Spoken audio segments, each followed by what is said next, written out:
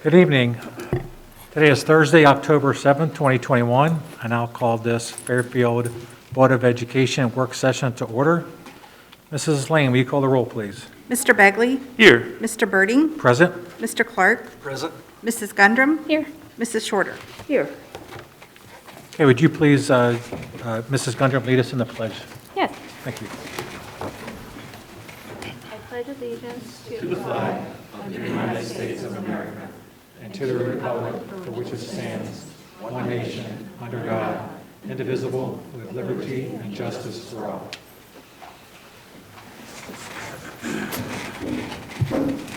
Thank you, Mrs. Gundram. Before we get started this evening, I'd like to make mention that we recently lost a custodian here at Fairfield City Schools. Alan Blevins passed away, and so I'd ask that we honor him with a moment of silence.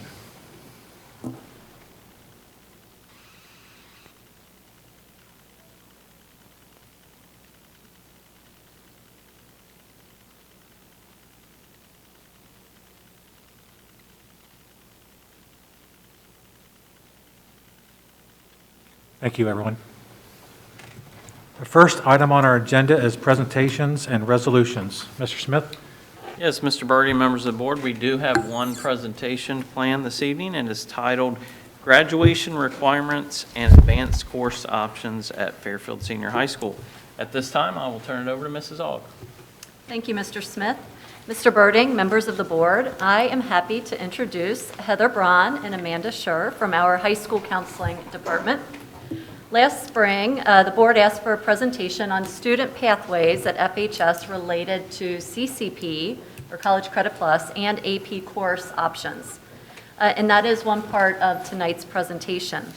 We also thought it would be helpful to include an overview of the graduation requirements for the classes of 2023 and beyond in order to help parents understand the competency score requirements and the graduation seals that are now a part of these graduation requirements. So at this time, I will turn it over to our presenters. Hello, thank you for having us. We're excited to talk about the new graduation requirements for next year's class of 2023. So just briefly an overview of the requirements. One is that they need to obtain a graduation, the graduation required credits determined by the state. They also need to obtain a competency score in the Algebra 1 and ELA 2 in the course exams.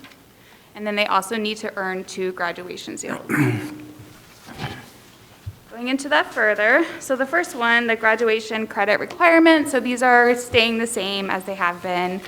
4 English credits, 4 math credits, 3 science credits, 3 social studies credits, a health credit, a half credit of physical education or APE waiver, 1 credit of fine arts, 4 credits of electives, and then Fairfield requires a half credit of career pathways.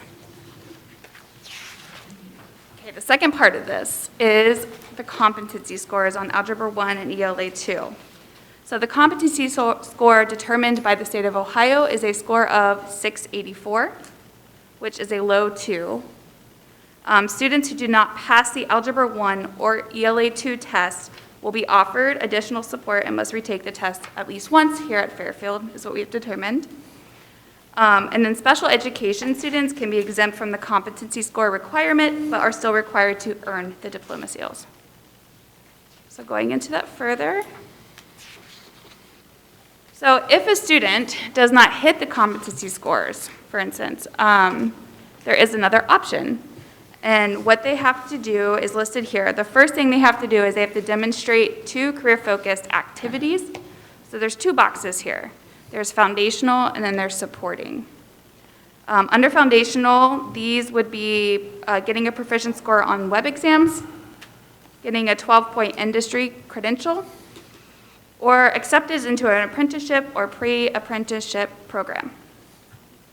For supporting, they can either do work-based learning, earn the required score on work keys, which is a 14, and then earn the Ohio Means Jobs Readiness Seal. The other 2 options here are earn credits for one college-level math and/or college-level English course through the CCP program, College Credit Plus program. And the third option would be to show evidence that the student has signed a contract to enter a branch of the U.S. Armed Forces upon graduation.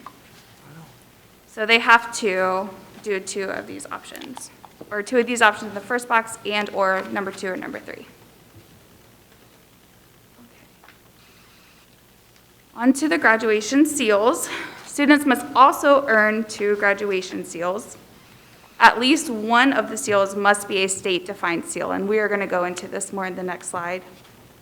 And then, that last bit is just for us, but we're going to be working closely with students to make sure that they do get the seals and have reached all the requirements for each of them. Okay, graduation seal options. So state-defined graduation seals are Ohio Means Jobs Readiness Seal. So this is the paperwork that we have had for the past few years for the pathways. They get it signed by 3 people. It has to be either someone in the school and community or someone they work with. The citizenship seal, which I have included a document here with the state's definition of each of these seals if we wanted to follow along. The citizenship seal is earning a score of proficient or higher on both the American history and government end-of-course exams, or earning a score that is at least equivalent to proficient on appropriate AP or International Baccalaureate exams, or earning a final course grade that is equivalent to a B or higher in appropriate classes taken through the College Credit Plus program. So they have to do one of those things to earn that seal. The science seal.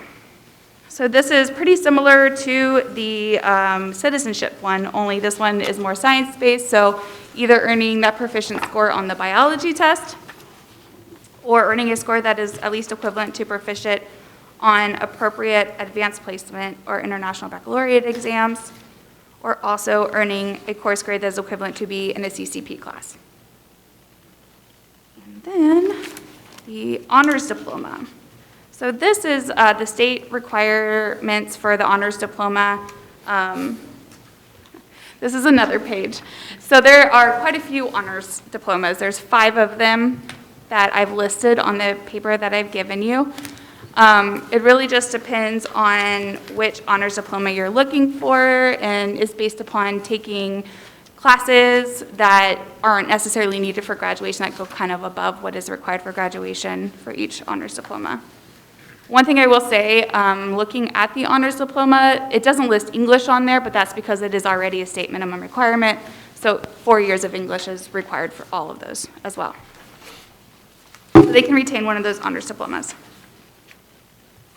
Technology seal. So this one, they can earn a score that is at least equivalent to proficient on an appropriate advanced placement or International Baccalaureate exam. They can earn a final course grade that is equivalent to a B in a College Credit Plus program, or they can complete a course offered through the district or school that meets guidelines developed by the department. And we are working with our classes here that are in that realm. They're mostly our Butler Tech classes to determine if they would hit that mark for our students. The next one is military enlistment. So the student has to prove that they are enlisted in the U.S. Armed Forces. And an industry credential seal, so they have to get a 12-point industry credential or a group of credentials totaling 12 points. State of seal by literacy, this one is a little bit complicated. There's a whole list of requirements on the State of Ohio's website. It's a couple pages, but basically you have to prove that you are proficient in 2 languages through a series of documentation. And then a college ready seal. So this means earning a remediation-free score on the ACT or SAT. So these are the state-defined seals. The locally defined diploma seals are the seals that were determined by the Fairfield City School District. There's 3 of them. So first is the community service seal. There is a separate page for this one too. We determined that the community service seal could be 10 or more hours of documented and approved community service, or can be a combination of ongoing acts of service, or may be a part of a Butler Tech leadership course offered at Fairfield High School, or participation in a school community service club. And then we must have proper documentation of these completed community service hours. The next one is student engagement seal. So this is full participation in 2 years of athletics, marching band, cheerleading, or show choir, or documented participation in 2 years of an outside sport or activity, or 2 years of participation in a school-sponsored club. And the last one, the fine and performing arts. This is participation in one school play or musical, on or off stage, or documented participation in an outside performance or recital, or 2 credits in fine and performing arts through our classes here at Fairfield High School. I think I said this, but just to reiterate, one of these seals has to be a state-defined seal. So students can't get 2 locally defined diploma seals when they do this. So that's the gist. We also, Mr. Amanda also made a really great kind of flow chart. I think this helps if you're more of a visual person to kind of go through the steps of all the separate things that you have to get. So we have provided this to all the teachers in our school, and we're giving it to parents and students when we need to talk with them. So before we go on to the next part, does anyone have any questions? I do. Thank you so much for presenting this. This is great information. I just have a question. The OTM seal, which is the Ohio Transfer Module, that's still a state-defined graduation seal, correct? I'm sorry, what was that question? It's the OTM, Ohio Transfer Module seal? I don't know. It is not. It's not? Oh, The only seals are the ones that are on this document here. okay. So did that change Well, since? starting next year, it may be right now. Yeah. So for 2023, it's not going to be? Correct, yes. Yeah, I'm thinking the same thing. I don't recall that one either. Okay. Let's talk about that. The Ohio transfer module, as far as I know, is what we can use to, like, put in, for example, like one of our Cincinnati State courses. Right. Into the system and determine what that would be, like, say, at Ohio State or at Miami, what that would be equivalent to. Exactly. That's my understanding of the Ohio transfer module, so I'm not aware of a seal that goes with that. But I Yeah. know that it's something that's true that we can use when we're working with our students. Yeah, I know that's information that Cincinnati State gives the kids, that there's actually a seal that they'll get for completing the OTM.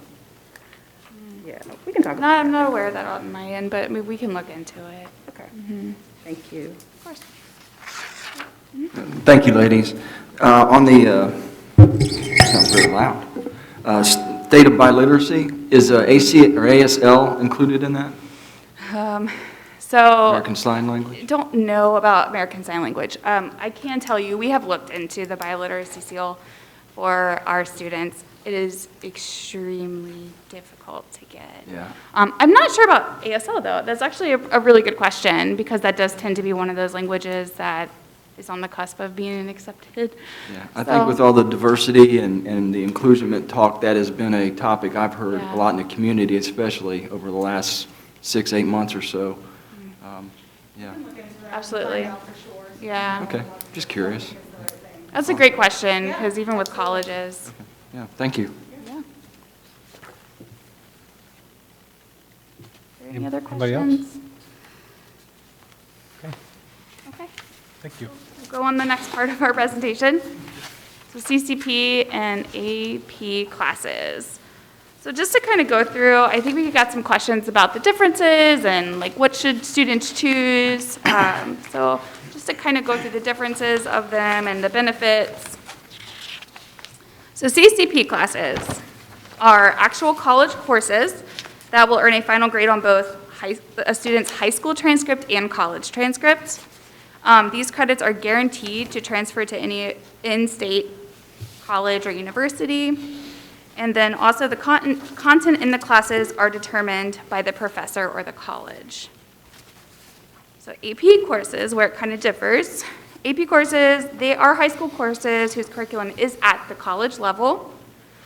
Students' grades will only appear on their high school transcript for the class.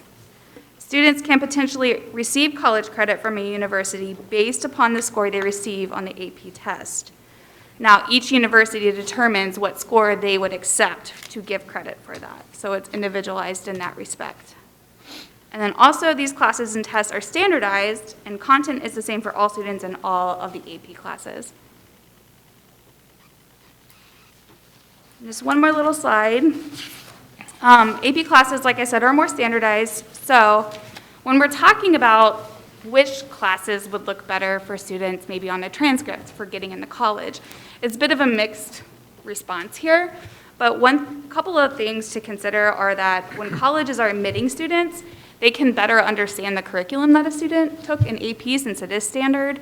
Whereas if they just went to Miami, Hamilton, and they're applying somewhere in Florida, they might not know what all they learned in that Miami, Hamilton class, whereas they would more so in the AP class. So again, that's also, they can't discern the rigor of it, whereas they know the rigor of an AP course as well. And then I think the other question we had was, can you mix and match? And the answer is yes. Students can take both CCP and AP courses.